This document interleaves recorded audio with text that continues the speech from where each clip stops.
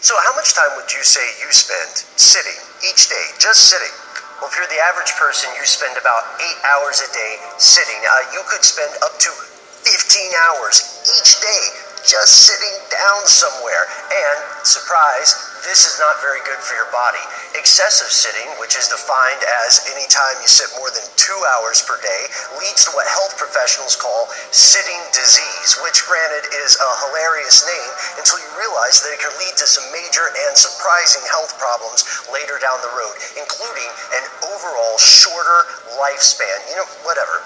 I know that we're doing a bit, guys, because, we're telling you about how bad sitting is for you while we're sitting, but that's ridiculous. I'm going to take a stand. If you're willing and able, then take a stand with me while you watch this, because sitting can be bad for you.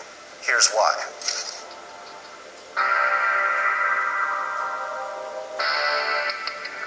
First, it's ruining your posture, or it could be, because it turns out there's an art to sitting, and if you sit excessively, then you might also be sitting improperly.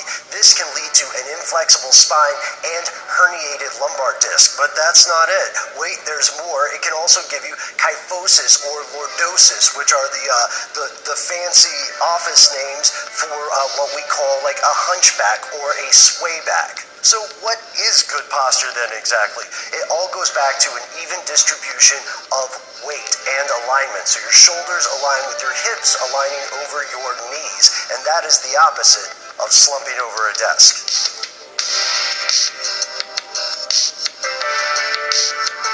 2, atrophy.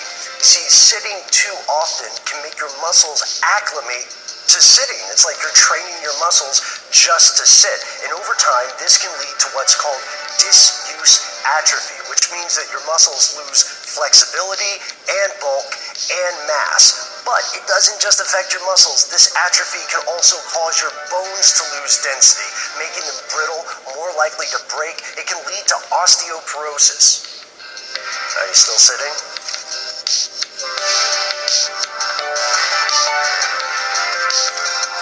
Slowing metabolism. It sounds weird, but go with me here.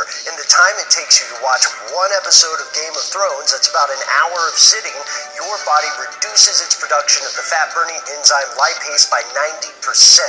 And if you don't reduce your caloric intake at that point, the food that you're eating, then you're going to gain weight.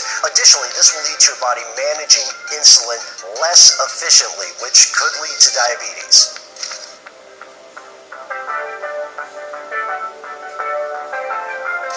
It's not just your body. Sitting can also ruin your mind. Think about it. When your body is not working as efficiently to circulate blood and oxygen and important hormones, then your mind starts to become a little bit dull. And this can add up as well. In fact, in 2012, the CDC conducted a study, and they found that employees who spent the day standing while they were working, like at a standing desk or something, were overall more happy, they had higher self-esteem, and they were in a better mood.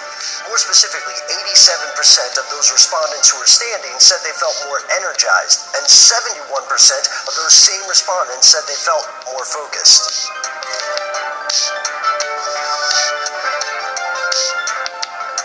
Fine, dude, I'm sitting.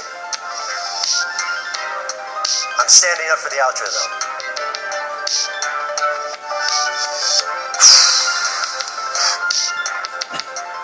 Lastly, 1 hour of sitting. Every hour that you sit can increase your chances of having a disability. It's true, a 2013 study by the Journal of Physical Activity and Health found that adults over 60 spend an average of 9 hours per day sitting.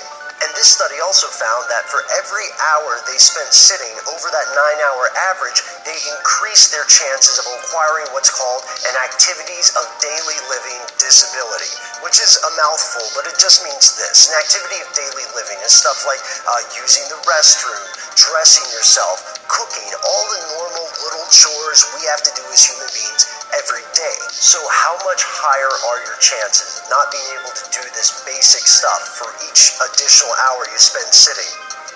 50%. 50%. I'm standing. And these are just a few of the ways that excessive sitting can cause harm to your body over time. But hey, don't take it sitting down. I'm sorry. Seriously, you can just go take a walk on a lunch break or walk around your neighborhood, and it'll make a big difference to your body overall as you age.